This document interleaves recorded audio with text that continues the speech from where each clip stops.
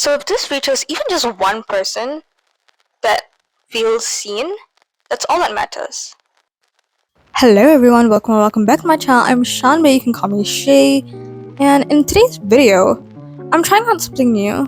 I've never really done like a podcast like episode, but 2026 is the year of new things. So yeah, I am starting a new series where I do podcast episodes once a month.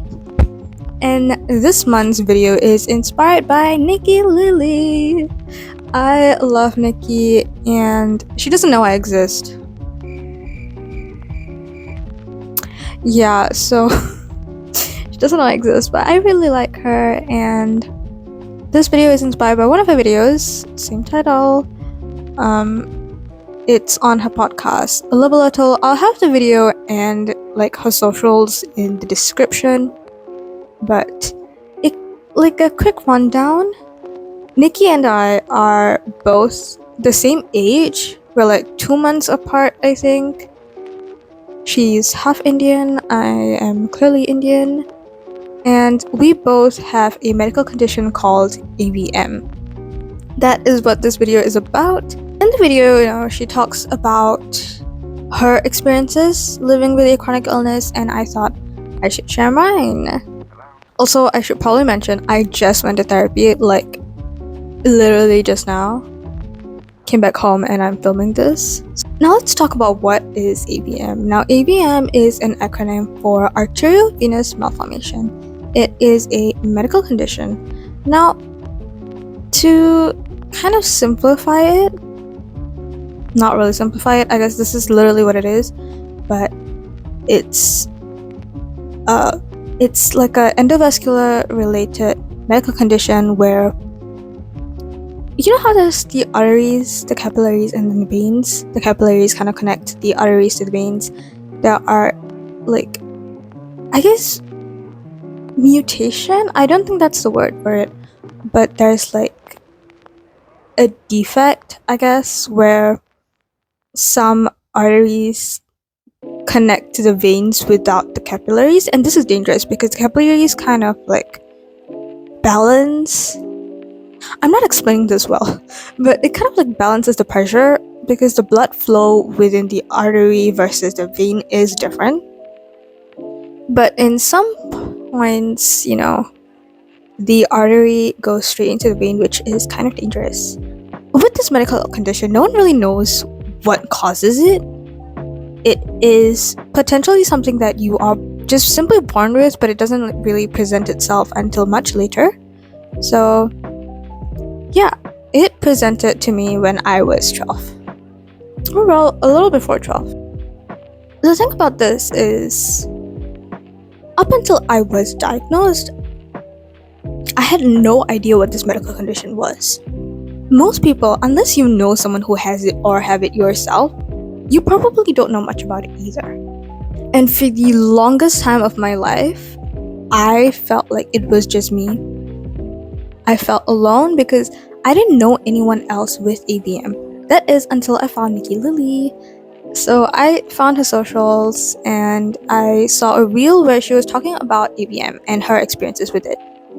I will preface this by saying, yes, our medical conditions are different in the way it presents, and our struggles are different, but finding someone with the same medical condition as me that made me feel so isolated was emotional, to say the least. Like, I actually cried when I found Nikki and like found out that she has AVM, and her comment section was filled with people talking about their own experiences with AVM, which was, for the first time in my life, I didn't feel alone. So if this reaches even just one person that feels seen, that's all that matters. Because I went so long feeling so isolated up until that point.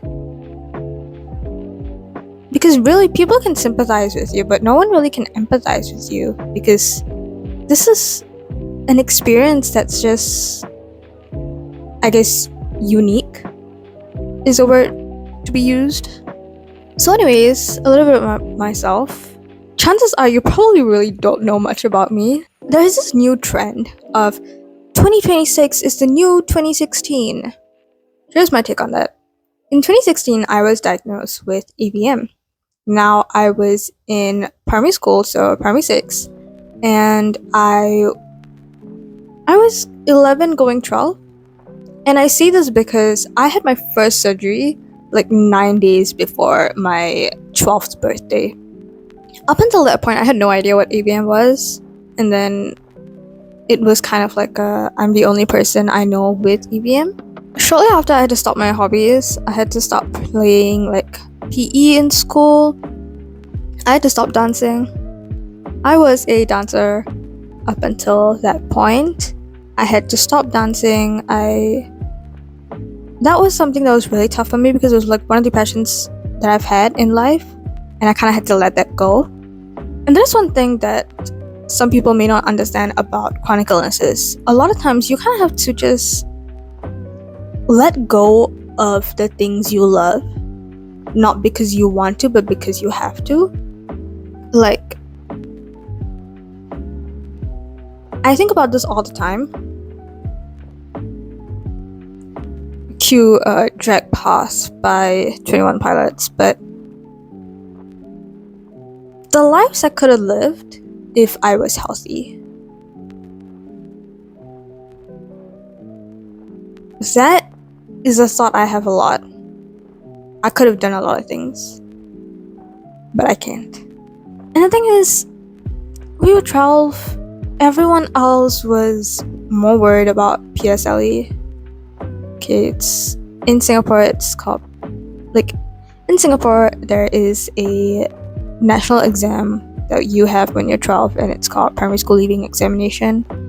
And my classmates were focused on that. They were studying really hard, that's kind of what they were focusing on, whereas I was kind of focusing on, missing out school because I was in the hospital, and I was, I had all these like doctor appointments, and like I had to go for a surgery where I didn't know if I would make it out alive.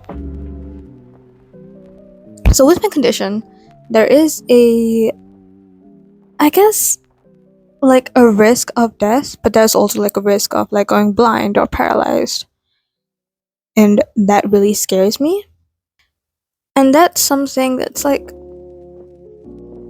people who are young don't really understand the gravity of like chronic illnesses until you experience it. It's like, we see movies like 5 Feet Apart, come on, like rom-coms, and it's like people who are ill, and they, it's like inspirational, and like they find love, and it's like, it's not something that just happens. It's not realistic. It, like, arguably everyone's experiences are different, but it's like, no. And then after that, it was like, I had freshman orientation. I went into a new school, and the bonding activities are all sports related, or like games and stuff, and I cannot participate.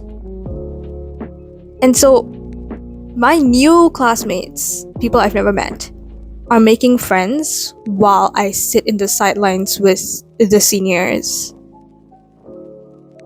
And I'm not making friends. And that itself is like, I start a new school being isolated. And that sucks, because it's like, I didn't really get a chance to interact with my classmates because my classmates were all playing, and what am I gonna do? Join? I would if I could. But the thing is, it's like, okay, here's kind of like why you can't really do sports or like any strenuous activities with AVM. First of all, you cannot get a blood rush. That is painful. Dehydration is also painful. Now, The way that I like to describe this, it's not medically accurate, okay, but like it makes sense, I guess. It's like, think of like a water hose, and you kind of like tie a knot. With a slow pressure, the water will still flow through. However, with like a high pressure, it kind of gets stuck in like the knot, and it starts to swell, right? That's kind of like my blood vessels. Like, I would, get like swollen, and it's painful, but also, like dehydration a lot of times causes blood to thicken, which also then causes like blood circulation issues, and it's like also painful. And it became this thing where it was like everything I did revolved around being sick. No sports, no dance, like it sucks because I wanted to join the floorball club and I couldn't and I ended up joining choir because my sister was joining choir. So for those of you who don't know, I have a twin. And as a senior myself, like I was planning the freshman orientation, so that was like kind of like what I did. And during one of the events, I was so overworked that I was temporarily paralyzed, and I was dehydrated, I was in pain. I couldn't do anything because I couldn't move. I was paralyzed, and my mind is like, I have to drink water, and it's like right in front of me. My water bottle is right in front of me. I don't go anywhere without a water bottle, I realize. And it's like I could not drink water because I couldn't reach out. And my friends were all having fun. They were facilitators, they were dancing, it was like a campfire thing. And I had to miss out on that because I literally could not move. And that sucks. After a while, like, I, regained mobility, and I kind of joined in on like the dancing bit. I was still in pain, but like, I didn't want to miss out. It's like, my friends are like, are you sure? Like, are you good? I'm like, yeah, I'm good. I'm like, no, I'm not. But like, I want to join in, So if I say I'm not good, then like, they'd be like, oh, you should sit this one out. I don't want to sit it out.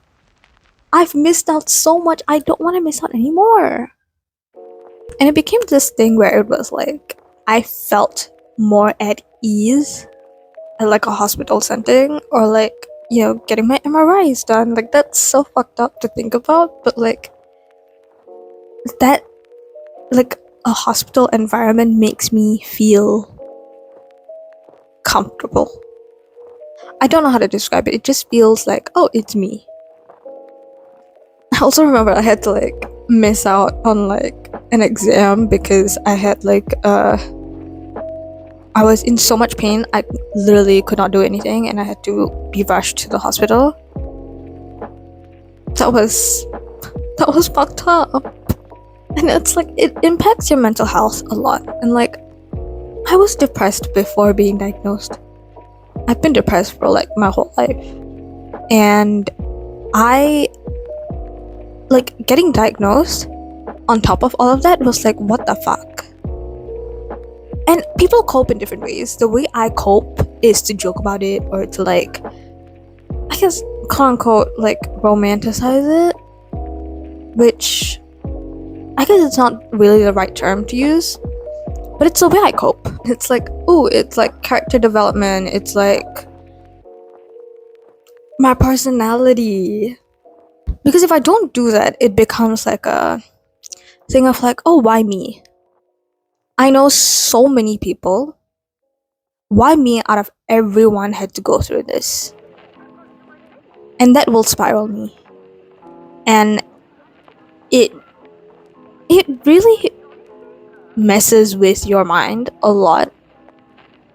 So my way of dealing with that is, joking about it, or like pretending it doesn't exist. Because, sometimes people would come up to me and be like, oh, like, I'm so sorry this is happening to you. Like, it's, oh, I feel bad for you. And that makes me feel shitty. That's like, okay, like, you can only sympathize with me, and that sucks. And sometimes I feel like I've desensitized myself, and like, I really just joke about things, like when someone tells me like, get well soon, and I'm like, there's no cure. Like, I cannot get well soon because there's literally no cure, and I'm gonna have to live with this until the day I die. And really, sometimes I just forget like how bad my life is until someone brings it up. Like, I've been in therapy, I'm getting better, woo. But you know, sometimes it's like I get a rude reminder. Like, I have a list on my phone of like all of my medical conditions, which like AVM is not the only medical condition I have. I have like a few other things. I've got thalassemia minor, I've got polycystic ovary syndrome, which like that's also something that AVM gets affected by hormones. So when I first started presenting symptoms was when I was in puberty. And then more recently, I had this like new AVM spot turn up, and it was like visible and it was like painful, and I was like, what the fuck is happening? And then I got diagnosed with PCOS, which is also a hormonal imbalance issue. So I had to get another surgery because my AVM was getting worse. It doesn't get better, it keeps getting worse. It's not the best thing to like be reminded of, but also like I have a list of like all my medical conditions and like when I've done what surgery and like what medication I'm on, what I should avoid, blah blah blah. And so like when I went for my like I had a surgery in September last year, and the nurse was like, so do you have like any other issues or like what?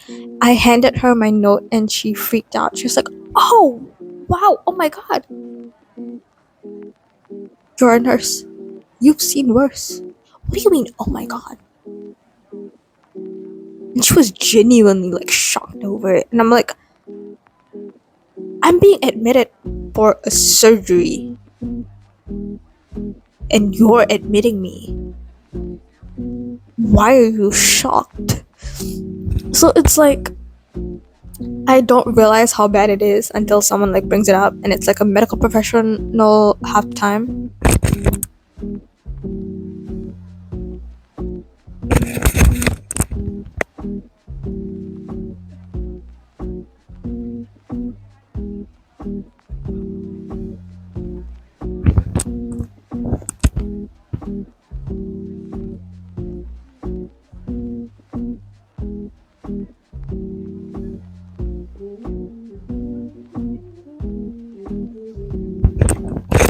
What was I talking about?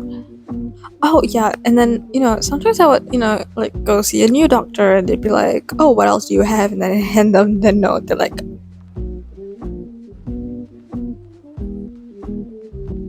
yeah, I don't realize how bad it is until someone brings it up, and I don't like to think about it a lot of the times. And it's like, what the fuck? And I feel like this is very contrasting to what you would have maybe heard from Nikki Lilly's video. She talks about her own experiences, and she talks about how, people need to be more compassionate and, more understanding and, more accommodating. And that is also true. Versus, like, it's in contrast to, like, me saying, like, oh, like, I like to pretend that it's not there. There's this saying, I think it's a Russian saying, I don't know, but there's this saying that, like, the same water that hardens the potato, the same water that hardens the egg softens the potato. And it's kind of like a saying of, like, you can be in the same situation, but the outcome of it will be different. Because it's like, you can come out of it stronger, or you can come out of it more vulnerable, and that is both okay. People experience life differently. And sometimes I feel very disconnected with people, but not my friends though. My friend group, also I can like, maybe count how many friends I have with my fingers. I don't need a lot of friends, I realized. But, the ones I do, like, my friend group, we're all ill. One has, like, a really weak immune system. The other one has epilepsy. My twin will faint at any given moment because they have low iron, low blood pressure, and, like, low sugar. Which is fucked up because I have insulin resistance. And I'm, like, diabetic, so... We're like two sides of like the spectrum, and it's kind of funny, like, oh, all my friends are ill. Is it funny? No, you're probably watching this like, what are you talking about? It's not funny, but that's kind of how I deal with things. But yeah, so that is my experience living with a chronic illness. It's not gonna be the same as anyone else, I guess. Everyone's like experiences are unique.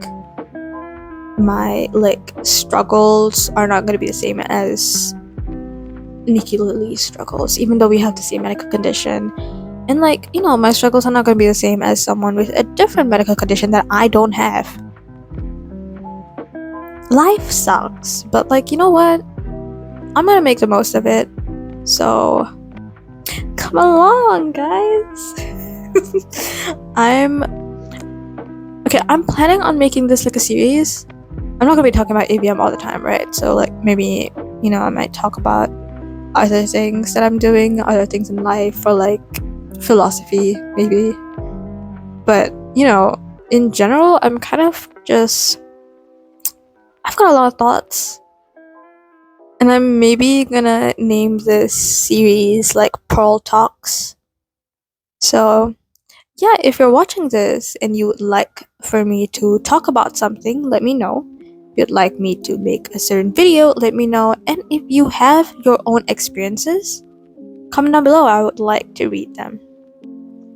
Anyways, that is it for today's video. I hope you guys enjoyed it. Leave a like if you did. Comment down below what you'd like to see next. And subscribe to my channel if you haven't already. And I'll see you guys in the next video. Bye.